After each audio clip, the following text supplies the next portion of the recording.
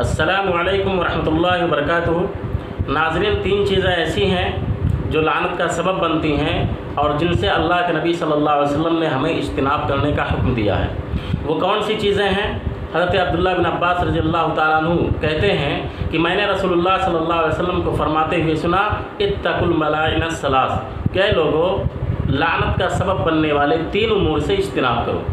क़ीला मल मलाइन या रसूलल्लाह, अर्ज़ किया गया कि अल्लाह के रसूल सल्लल्लाहु अलैहि वसल्लम, वो लानत का सबब बनने वाली तीन चीज़ें कौन सी हैं?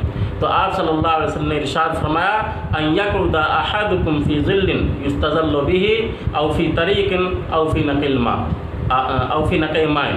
आपने फरमाया कि पहली चीज़ लोगों के रास्ते में क़ज़ाए हाजत करना, दूसरी चीज़ उन सायादार जगहों में क़ज़ाए हाजत करना कि जहाँ लोग साए में आराम के लिए बैठते हों, और तीसरे पीने या नहाने वगैरह के लिए जमा होने वाले पानी के पास क़ज़ाए हाजत करना।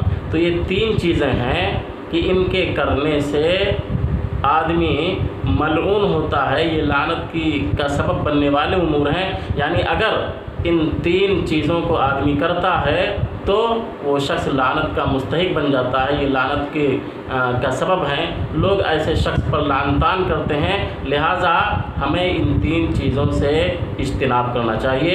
ये रिवायत मुस्नद अहमद की है और रावी हदीस हज़रत अब्दुल्लाह बिन अब्बास रज़ियल्लाहु ताला अन्हु हैं और हदीस नंबर 2715 है।